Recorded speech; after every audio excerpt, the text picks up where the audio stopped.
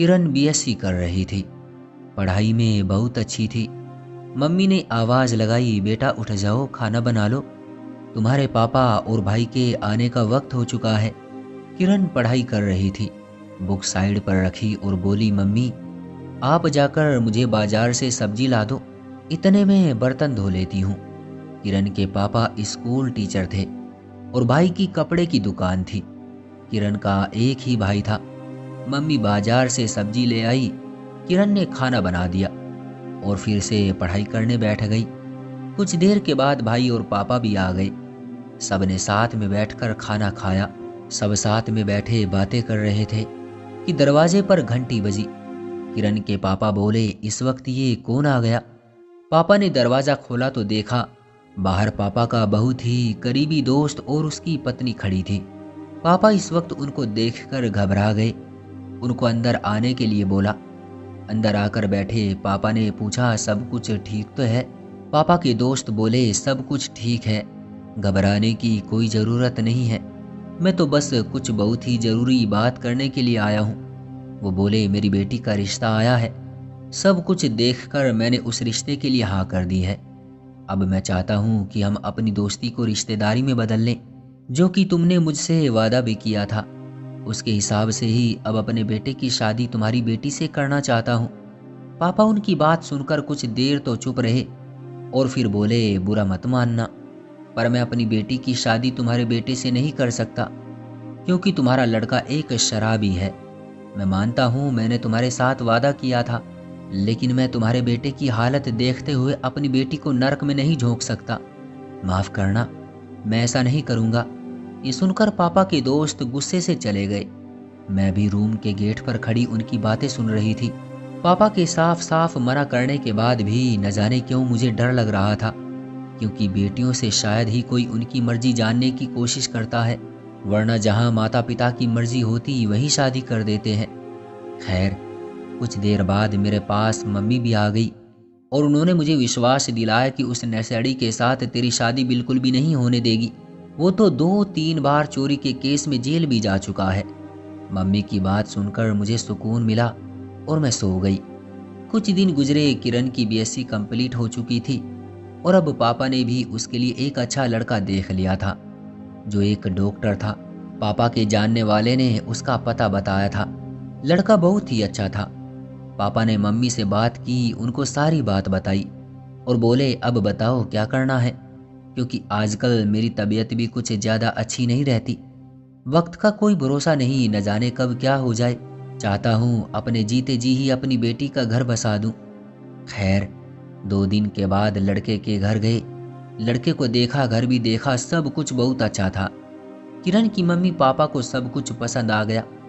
फिर अभिषेक के mummy papa भी किरण के घर आए।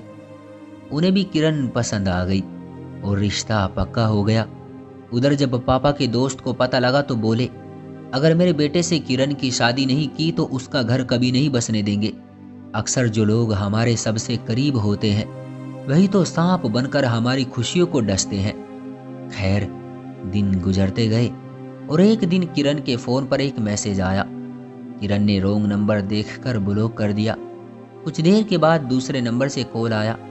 किरण ने कॉल रिसीव की और फ़ोन कान से लगा लिया। उधर से आवाज़ आई, किरण मैं बोल रहा हूँ अभिषेक, आपका होने वाला जीवन साथी। किरण ने धीरे से बोला, आप ठीक हैं? उसने बोला, जी मैं बिल्कुल ठीक हूँ, बस आपसे कुछ बहुत ही ज़रूरी बात करनी है। किरण बोली, जी बोलिए, ऐसी कौन सी ज़रूरी बात है?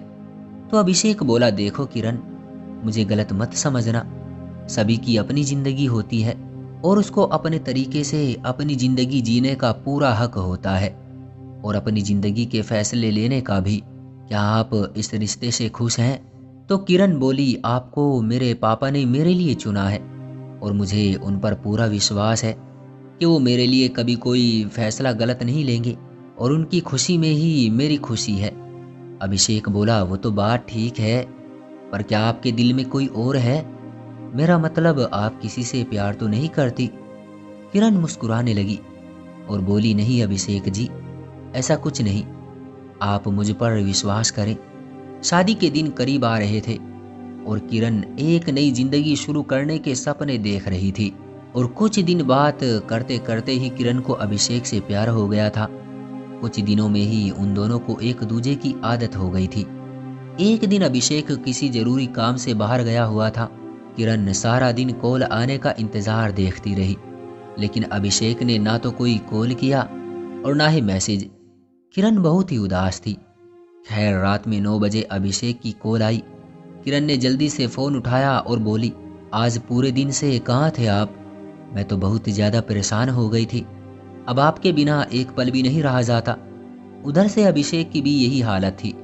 अभिषेक प्यार से बोला, टेंशन मत लो, बस कुछ दिन की ही तो बात है, फिर हम एक हो जाएंगे। खैर, कुछ दिनों के बाद शादी का दिन आ गया। चारों तरफ खुशियां ही खुशियां थी। आज ये दोनों हमेशा के लिए एक दूसरे के हो गए थे। लेकिन अभी भाग्य का खेल बाकी था। उनकी जिंदगी में एक तूफान आने वाला था जिससे वो बिल्कुल अनजान थे।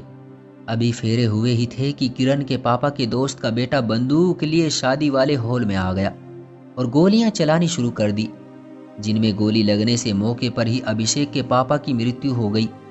अभिषेक को भी एक गोली लगी। कुछ देर बाद पुलिस आ गई, जो उस नशेड़ी को पकड़ कर ले गई। अभिषेक को हॉस्पिटल ले जाया गया।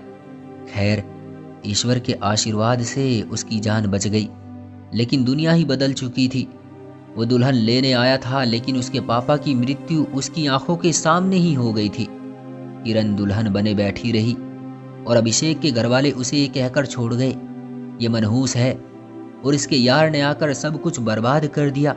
अपनी फूल सी बेटी का घर बसने से पहले उजड़ता देखकर एक बार फिर बिजली गिरी, क्योंकि किरण के पापा ये सब बर्दाश्त न कर पाए और हार्ट अटैक से उनकी मृत्यु हो गई।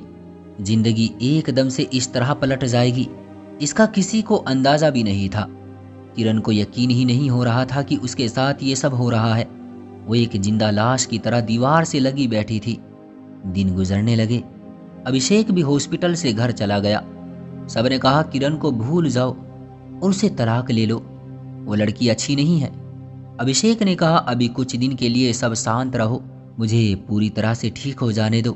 किरण कमरे में बैठी अभिषेक की कॉल का इंतजार कर रही थी, मगर 2 महीने तक न तो कोई कॉल आई और ना ही कोई मैसेज। बल्कि अगर किरण कॉल या मैसेज करती तो मैसेज देखकर न तो कोई जवाब देता और ना ही कॉल उठाता। किरण मैसेज करती, अभिषेक, मैं आपकी मुजरिम हूँ, शायद मेरी वजह से ही ये सब कुछ हुआ है, मगर प्लीज़ मेरे साथ ऐसा मत करो, प्लीज़ मुझसे बात करो, प्लीज़ एक बार बात कर लो, मेरी भी तो बात सुन लो, फिर जो तुम्हें अच्छा लगे वो करो, मैं कुछ नहीं बोलूँगी। खैर, किरण के इतना बोलने पर अभिषेक ने कॉल किया। फिर किरण ने उसे अपने पापा और दोस्त के बीच हुई पूरी लड़ाई की बात बताई।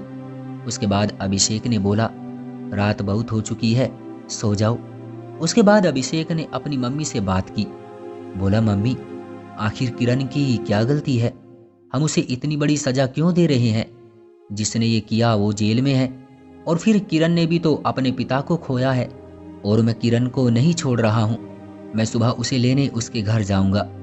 खैर, अभिषेक की मम्मी भी समझ गई कि सच में उस मासूम की कोई गलती नहीं है। सुबह हुई और अभिषेक किरण को लेने उसके घर पहुंच गया, और घर जाकर किरण की मम्मी से पूछा कि किरण कहाँ है। वो बोली, बेटा, वो अपने कमरे में है, और तुम तलाक के पेपर मुझे दे दो, मैं खुद उसे दे दूंगी। अभी उसकी हालत अच्छी नहीं है। उन्हें नहीं पता था कि मैं किरण को लेने आया हूँ। उन्हें लगा मैं तलाक के पेपर देने आया हूँ। लेकिन जब मैंने उनको ये बात बताई तो वो थोड़ी खुशी हो गई, और जब मैं किरण के रूम में गया तो वो रो रही थी, और जब मैंने उसको अपने साथ चलने के लिए बोला, वो मुझसे लिपट कर बहुत रोई, और उसके बाद मैंने उसे चुप किया और खुशी खुशी उसे लेकर घर आ गया, क्योंकि जो कुछ भी हुआ था उसमें किरण की कोई गलती नहीं थी। पहले ही किरण और मेरा बहुत बड़ा नुकसान हो चुका था, जिसकी भरपाई कभी भी कोई नहीं कर सकता। इसलिए मैंने अक्लमंदी से काम लिया, और जो नुकसान मैं आगे किरण से तलाक लेकर करने जा रहा था, सोच समझकर एक सही फैसला लेकर अपने रिश्ते को बचा लिया।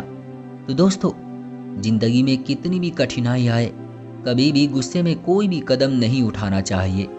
हमेशा सोच समझकर फैसला लेना चाहिए, क्योंकि गुस्से में उठाए गए कदम हमेशा नुकसानदायक होते हैं।